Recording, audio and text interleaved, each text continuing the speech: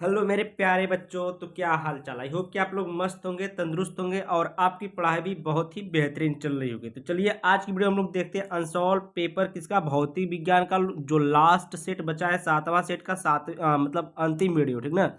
यानी कि 2024 का जो अंतिम सेट है, अंतिम सेट का अंतिम वीडियो ये वाली है, ठीक है। आज ये पूरा सेट समाप्त हो जाएगा। तो यहाँ पर देखिए जो आपको नंबर दिख रहा है 7460012763, इस नंबर पर आप लोग कांटेक्ट कर सकते हैं, व्हाट्सअप कर सकते हैं। 2020 से 24 तक की पीडीएफ आप लोग खरीद सकते हैं सिर्फ 100 रुपये में, फिजिक्स केमिस्ट्री दोनों का, और 125 या 125 रुपये में फिजिक्स केमिस्ट्री बायोलॉजी तीनों का, ठीक है। तो चलिए यहाँ पर हम लोग सातवें सेट को देख लेते हैं। सातवें सेट में कहाँ तक हो चुका था, तो छः छः सेट तक अगर आप लोग नहीं देखे तो डिस्क्रिप्शन में लिंक भी दिया गया है, प्लेलिस्ट में जाकर देखिए, वन शॉट वीडियो भी बन चुकी है, ठीक है।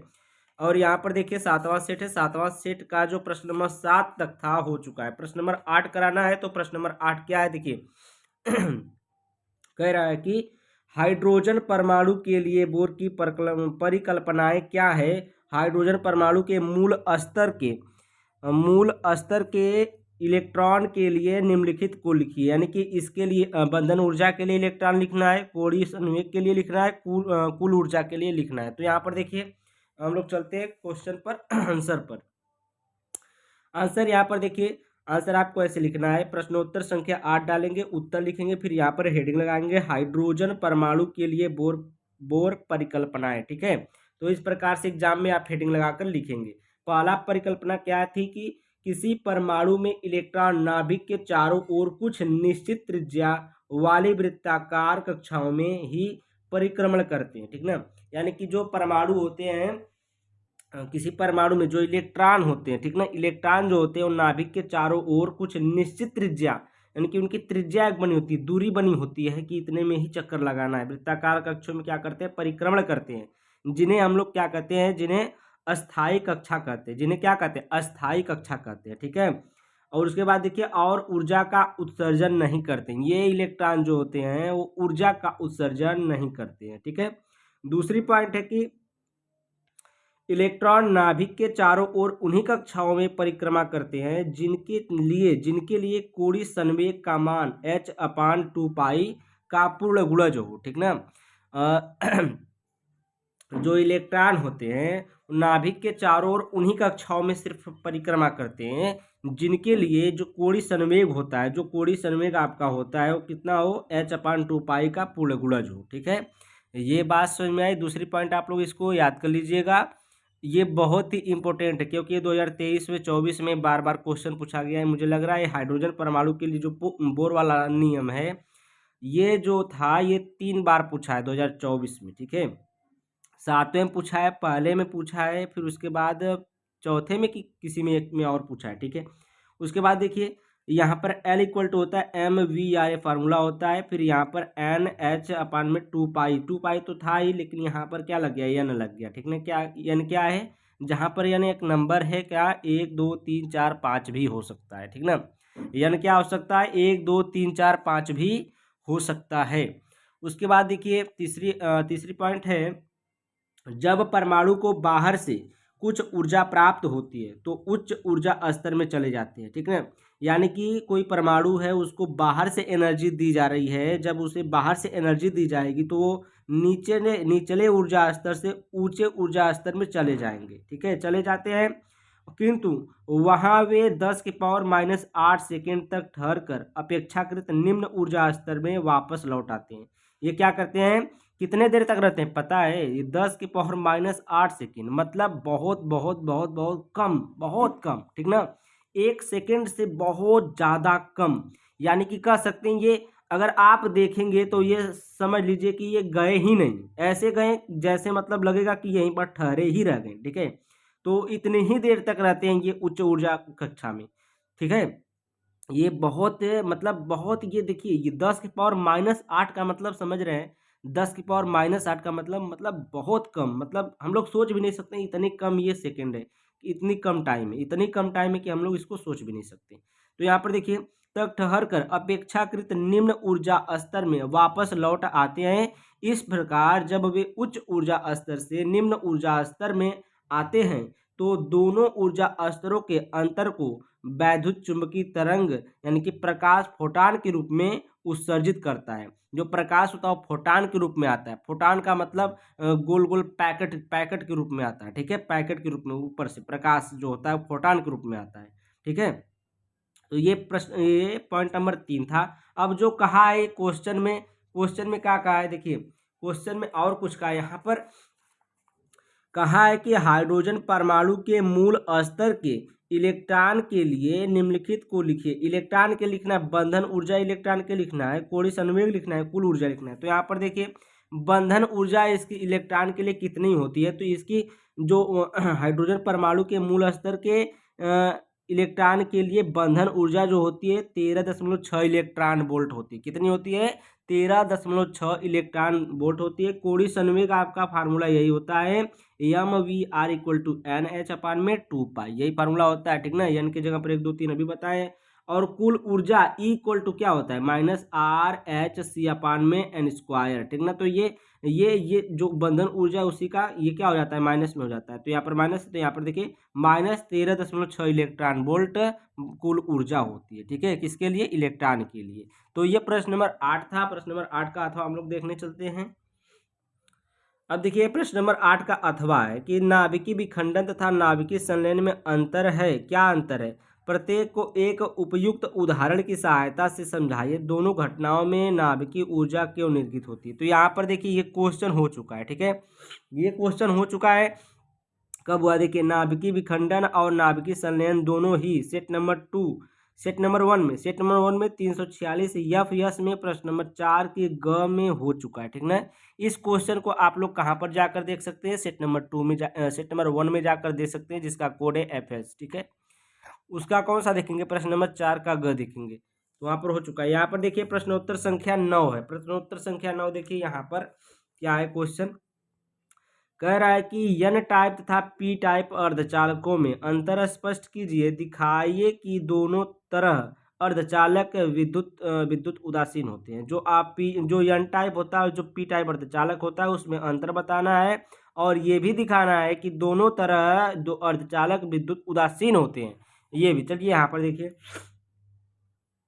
एन टाइप तथा पी टाइप अर्धचालकों में अंतर, पहले लिखेंगे एन टाइप, दूसरे टाइप लिखेंगे दूसरे, और पी टाइप अर्धचालक। तो यहाँ पर देखिए शुद्ध जर्मेनी, पहली पॉइंट है कि शुद्ध जर्मेनियम अथवा सिलिकॉन क्रिस्टल को पंच संयोजक अपद्रव्य से मादित करने पर बनता है, ठीक ना। इन दोनों को क्या किया जाता है, मादित किया जाता है, मिलाया जाता है, तो उसके बाद ये क्या बनता है आपका, ये एन टाइप जो अर्धचालक होता है बनता है, ठीक है। कब बनता है, जब शुद्ध जर्मेनियम तथा सिलिकॉन क्रिस्टल को ये क्या है, पंच संयोजक अपद्रव्य यानी कि पंच संयोजक जो ये तत्व हैं, ठीक ना, इन दोनों को क्या किया जाता है, मादित किया जाता है, मिलाया जाता है, तो ये क्या बनता है आपका एन टाइप अर्धचालक बनता है, ठीक ना, एन टाइप अर्धचालक बनता है। उसके बाद इसमें पहली पॉइंट है पी टाइप अर्धचालक में कि शुद्ध जर्मेनियम अथवा सिलिकॉन, ये भी शुद्ध जर्मेनियम और सिलिकॉन से ही बनता है। लेकिन देखिए यहाँ पर शुद्ध जर्मेनियम तथा सिलिकॉन के क्रिस्टल को त्रिसंयोजक, यहाँ पर क्या था, पंच संयोजक था, यहाँ पर क्या है, त्रिसंयोजक अपद्रव्य से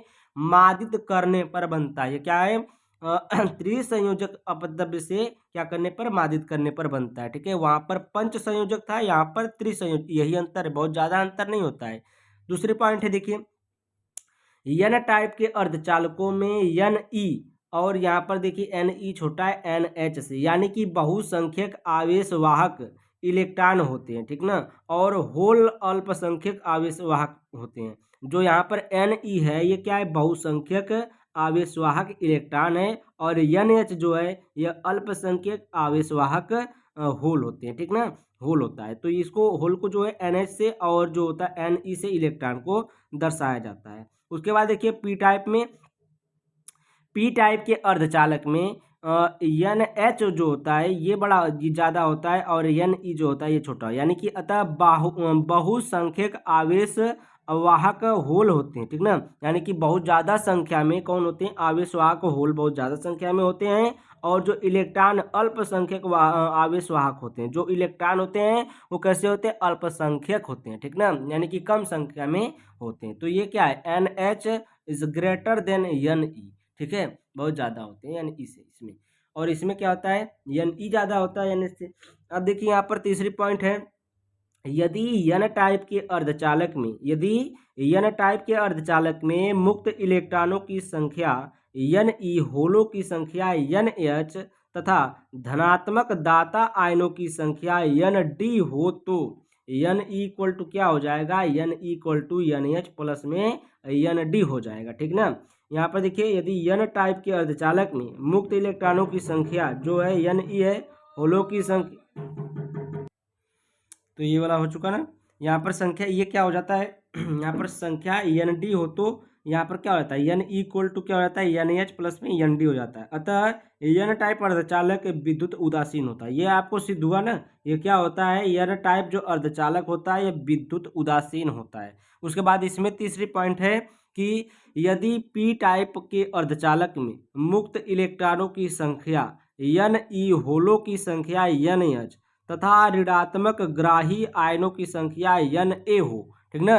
ये तथा क्या हो, ऋणात्मक ग्राही यानी कि जो ऋणात्मक है ऋण है, ठीक ना, और ग्राही आयनों की संख्या जो ग्रहण करने वाले हैं उनकी संख्या क्या है एन ए हो तो N H equal to N E plus में एन ए। ठीक ना। यानी कि देखिए ये जो होलो की संख्या है इसके बराबर क्या हो जाता है एन ई, यानी कि मुक्त इलेक्ट्रॉनों की संख्या और जो ग्राही आयनों की संख्या है वो दोनों क्या हो जाते हैं, जुड़ जाते हैं। ठीक ना।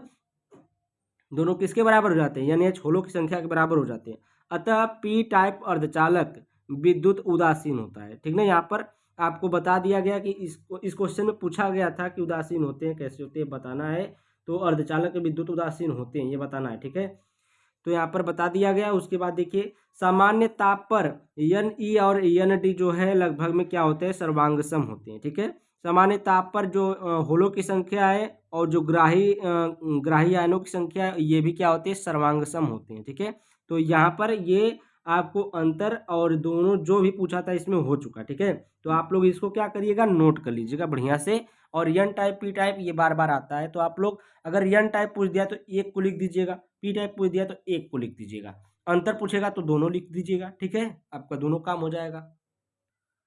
अब देखिए क्वेश्चन नंबर आपका ये वाला है कि क्वेश्चन नंबर पूछ रहा है क्या है, प्रश्न नंबर 9 का अथवा। देखिए कह रहा है कि पीएन संधि के पहला अग्र अभिनत था, दूसरा है पश्च अभिनत अभिलक्षणों की विवेचना कीजिए। दोनों दशाओं में धारा के उत्पन्न होने का कारण तथा दिशा स्पष्ट कीजिए। ठीक ना। तो यहाँ पर देखिए अग्र दिशिक बायस है, ये पश्च दिशिक बायस है। आप लोग ये फिगर देख लीजिए, फिगर आपको बनाना पड़ेगा। ठीक है, एग्जाम में पूछ दिया तो ये फिगर बनाना पड़ेगा, तो ये फिगर देख लीजिए। ये आपको फिगर दिख रहा है, यहाँ पर क्या है, बोल्ट है। ठीक है, यहाँ पर बोल्ट लगा हुआ है और यहाँ पर देखिए यहाँ पर ये स्विच है। ठीक है, ये स्विच यही स्विच मेन होती है। अगर इसको हम लोग बंद करना चाहे तो स्विच को उठा देते हैं, अरे स्विच को गिरा देते हैं तो चालू हो जाती है, स्विच उठा देते हैं तो बंद हो जाती है। ठीक है, उसके बाद यहाँ पर देखिए मिली ओमीटर है, यहाँ पर मिली ओमीटर है और इसमें देखिए धारा इधर से आ रही है। ठीक ना, धारा किधर से आ रही है, इधर से आ रही धारा, ये प्लस है ये निगेटिव है, तो धारा इधर से आ रही है। और इसमें देखिए पश्च दिशिक में क्या होता है कि धारा इधर से, धारा इसमें दिखाई नहीं क्या हम, तो यहाँ पर देखिए अग्र दिशिक में यहाँ पर प्लस है यहाँ पर माइनस है, और इसमें देखिए यहाँ पर माइनस है यहाँ पर प्लस है। ठीक है, बस ये अंतर है। यहाँ पर देखिए यहाँ पर प्लस है माइनस है, यहाँ पर माइनस है यहाँ पर प्लस है, सब उल्टा हो जाता है। इसमें स्विच देखिए यहाँ पर भी स्विच लगा हुआ है, पश्च दिशिक बायस हो गया। ठीक है, उसके बाद ये देखिए ग्राफ भी बना लीजिएगा, क्या पता ग्राफ भी पूछ ले, तो ग्राफ भी बना लीजिएगा। इस प्रकार से ग्राफ बनाइएगा। ठीक है, इस प्रकार से आप लोग ग्राफ बना लीजिएगा। कुछ नहीं करना इसमें, बस ग्राफ बना लेना आपको। ठीक है, बस समझ लीजिए, एक बार ग्राफ बन जाएगा अपने आप जी। एक बार समझ लिए ना, अंजादी बनाकर 2 बार ट्राई कर लेंगे, 1-2 बार ट्राई करिए कोई भी चीज़, 1-2 बार 3 बार ट्राई कर लीजिए, ये अपने आप बनने लगेगा। ठीक है, तो आपका ये ग्राफ हो गया। आगे चले इसमें कुछ लिखना है तो कुछ लिखे हैं, आगे चलते हम लोग। यहाँ पर आप लिख दीजिएगा कि अग्र अभिनत में अवक्षय परत की चौड़ाई घटती है। ठीक ना, अग्र अभिनत में क्या होती है, जो अवक्षय परत की चौड़ाई होती है वो क्या होती है, घटती है, जिसमें विभव प्राचीर घट जाता है। जिसमें क्या होता है, जो विभव प्राचीर होता है वह घट जाता है। अतः नेट धारा मुख्यतः बहुसंख्यक आवेशवाहकों के विसरण के कारण उत्पन्न होती है। जो नेट धारा होती है वो किसके मुख्यतः बहुसंख्यक आवेशवाहकों के विसरण के कारण, यानी कि बहुत ज़्यादा संख्या में जो आवेशवाहक हैं वो विसरण करेंगे तो क्या होगी, कारण वो जो नेट धारा होती है उत्पन्न होती है। ठीक ना, धारा पी से किधर चलती है, एन की ओर चलेगी। ठीक ना, जो धारा होगी इसमें पी से एन की ओर, किसमें अग्र अभिनत में धारा किधर किधर चलती है, तो पी से एन की ओर चलती है। और जो पश्च अभिनत होता है उसमें धारा एन से पी की ओर चलती है। तो यहाँ पर देखिए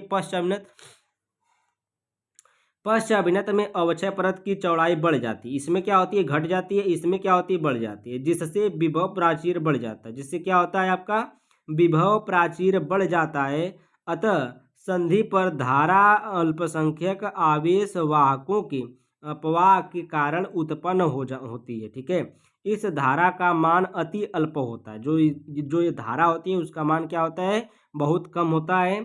किंतु जब संधि पर भंजन होता है तब अत्यधिक धारा प्रवाहित होती है। जब कोई संधि होती है तो उस पर क्या होता है, भंजन होता है, तब क्या होती है, जो अत्यधिक धारा प्रवाहित होती है, धारा यन से पी की ओर प्रवाहित होती है। ठीक ना, जो पश्च अभिनत है इसमें क्या होता है, जो धारा होती है वह यन से क्या किधर चलती है, पी की तरफ चलती है। ठीक है, और जो अग्र अभिनत होता है उसमें धारा पी से यन की ओर चलता है। ठीक है, तो ये क्वेश्चन आपका खत्म हुआ। और अगर ये देखिए नाभिकीय विखंडन और नाभिकीय संलयन में अंतर, ये अगर आपको ये क्वेश्चन देखना है तो क्वेश्चन मैं आपको स्क्रीन पर अभी दिखा दे रहा हूँ। ठीक है, तो देख लीजिए अभी 2 मिनट के लिए। तो यहाँ पर देखिए अथवा वाला पार्ट हम यहाँ पर लिख लिए, अथवा वाला पार्ट नाभिकीय विखंडन। ठीक है, नाभिकीय विखंडन में देखिए क्या आपको लिखना है, ज़्यादा कुछ नहीं लिखना है। यहाँ पर देखिए क्या लिखना है। ठीक है, तो आपको यहाँ पर कुछ नहीं लिखना है। यहाँ पर देखिए नाभिकीय विखंडन वह क्रिया है जिसमें कोई भारी नाभिक दो या दो से अधिक छोटे भागों में तोड़ा जाता है। इस क्रिया में अत्यधिक ऊर्जा का उत्सर्जन होता है। ठीक है, उदाहरण, जब यूरेनियम 92 और इसका जो परमाणु भार है 235 है को न्यूट्रॉन के प्रहार द्वारा विखंडित किया जाता है तो बेरियम तथा क्रिप्टॉन के परमाणु बनते हैं।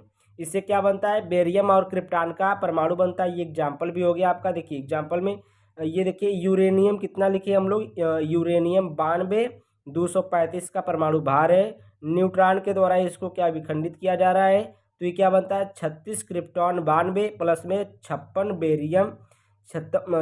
बेरियम 141 इसका परमाणु भार बनता है, प्लस में 3 न्यूट्रॉन 0 1, यानी कि 0 क्या है, इसका न्यूट्रॉन का भार होता है 0 और 1 जो है भार होता है, एक क्रमांक होता है। ठीक है, जो 0 इसकी इलेक्ट्रॉनिक संख्या है और ये 1 क्या है, भार है। फिर प्लस में इसमें क्या है, ऊर्जा भी निकलती है, प्लस में क्या है, ऊर्जा भी निकलती है। तो ये आप लोग का ये क्या था, एक उदाहरण था किसका, नाभिकीय विखंडन का एक एग्जाम्पल हो गया। उसके बाद देखिए हम लोग देखते हैं कि कौन सा, हम लोग देखते हैं अब नाभिकीय संलयन। ठीक ना, नाभिकीय संलयन देखिए क्या है, जब दो हल्के नाभिक परस्पर संयुक्त होकर के एक भारी तत्व के नाभिक की रचना करते हैं। ठीक ना, क्या करते हैं, जब दो हल्के नाभिक यानी कि दो नाभिक मिल जाए, यानी दो लोग मिल करके एक भारी आदमी का निर्माण करते हैं। ठीक है, उसी को हम लोग बोलेंगे नाभिक की मतलब रचना करते हैं, तो उसी प्रक्रिया को हम लोग क्या बोलेंगे, नाभिकीय संलयन बोलेंगे। संलयन का मतलब ये होता है मिलना। ठीक ना, जुड़ जाना, मिल जाना। ठीक है, तो इसी को हम लोग इस प्रक्रिया क्या बोलेंगे, नाभिकीय संलयन कहते हैं। नाभिकीय संलयन के फलस्वरूप जिस नाभिक का निर्माण होता है उसका द्रव्यमान संलयन में भाग लेने वाले दोनों नाभिकों के सम्मिलित द्रव्यमान से कम होता है। यानी कि देखिए कह रहा है कि नाभिकीय संलयन के फलस्वरूप जिस नाभिक का निर्माण होता है उसका द्रव्यमान संलयन में भाग लेने वाले दोनों नाभिकों के सम्मिलित द्रव्यमान से कम होता है। यानी कि मान लीजिए जो भी ये दो लोग मिल गए, ठीक है, मान लीजिए दो लोग मिल करके ये एक लोग का निर्माण कर दिए, बड़ा वाले का, तो यहाँ पर जब ये दो लोगों को जोड़ा जाएगा और इसका भार देखा जाएगा और इसका भार, दोनों का भार देखा जाएगा, तो ये वाले का भार ज़्यादा आएगा। ठीक है, ये वाले का भार ज़्यादा आएगा और ये वाले का भार कम आएगा, यही कहने का मतलब है। ठीक है, अब देखिए यहाँ पर द्रव्यमान में यह अब देखिए यहाँ पर जो द्रव्यमान में कमी होती है द्रव्यमान में यह कमी ऊर्जा में रूपांतरित हो जाती है। ठीक ना। तो यहाँ पर देखिए 1s2 है, 1s2 है, 1s2 है। तो यहाँ पर कितने बार लिया गया? 3 बार लिया गया, 1s2 1s2 1s2। अब जोड़ा गया तो क्या बन गया? 2He4 बनेगा, 2 को जोड़े 2He4 बनेगा, बचेगा 1H1, 1H1 बचा। तो इसको हम लोग ये देखिए मतलब जोड़ा गया है। तो यहाँ पर क्या हुआ है? 2He4 1H1 और 0N1 यानी कि न्यूट्रॉन। ठीक ना। और ये कितना 21.6 मेगा इलेक्ट्रॉन वोल्ट की ऊर्जा निकली है। कितना ऊर्जा निकली है? 21.6 मेगा इलेक्ट्रॉन वोल्ट की आपकी ऊर्जा निकली है। ठीक है। और ये ऐसे जोड़ते हैं, देखिए जैसे एक हो गया और ये एक हो गया। ठीक ना। तो उसके बाद दोनों को मिलाकर क्या बन गया? 2 हीलियम-4 बन गया, यानी कि 2 उसका भार और 2 परमाणु क्रमांक मिलकर के 2 हीलियम-4 बन गया। बचा आपका 1H2। तो 1H2 से 1H1 बना हाइड्रोजन। और यहाँ पर देखिए एक बचा है, ऊपर एक बचा है, ये वाला ऊपर। ठीक ना। तो यहाँ पर देखिए 0 और नीचे कुछ भी नहीं था, 1 2 3 था। तो तीनों में से तीन परमाणु क्रमांक तो इसमें लग गए। तो इसमें 0N और 1 बचा, तो 1 यहाँ पर। ठीक ना। और ऊर्जा कितनी यहाँ से निकली? तो 21.6 मेगा इलेक्ट्रॉन वोल्ट की ऊर्जा निकलती है। ठीक है। उसके बाद आपका देखिए सूर्य से प्राप्त ऊर्जा प्रकृति से नाभिकीय संलयन का उदाहरण है। ठीक ना। जो सूर्य से प्राप्त ऊर्जा होती है जो प्रकृति से, वही क्या होती है? नाभिकीय संलयन का उदाहरण होती है। दोनों घटनाओं में जो द्रव्यमान क्षति होती है वही आइंस्टीन के द्रव्यमान ऊर्जा समीकरण यानी कि इक्वल टू डेल्टा mc² के अनुसार ऊर्जा में परिवर्तित होती है। ठीक ना। जो दोनों घटनाओं में जो आपके द्रव्यमान की क्षति हुई, यानी कि किसी में कमी हुई, किसी में बढ़ोतरी हुई। ठीक है। तो इसमें क्या होता है? इन्हीं घटनाओं को वही आइंस्टीन जो थे उन्हीं को द्रव्यमान ऊर्जा समीकरण दे दिया, कहा कि यही क्या है? इक्वल टू डेल्टा mc² है के अनुसार ऊर्जा में परिवर्तित हो जाती है। यही जो द्रव्यमान क्षति है यही क्या हो जाती है? ऊर्जा में परिवर्तित हो जाती है। ठीक ना। तो यही क्वेश्चन बचा था, क्वेश्चन हो चुका। और आगे अब के लिए देखिए ये जो सेट था पूरा सेट खत्म हो गया। 2024 का 7 सेट हम खत्म कर दिए हैं। और अगर आपको वीडियो अच्छी लगे तो वीडियो को लाइक करें, चैनल को सब्सक्राइब करें, बेल आइकन घंटी दबाकर छोटा सा प्यारा सा कमेंट छोड़ कर जाइए, ताकि यह देखिए आखिरी सेट था और सभी सेट हम करा दिए हैं आपके लिए। ठीक ना। तो thank you, bye bye for watching my video.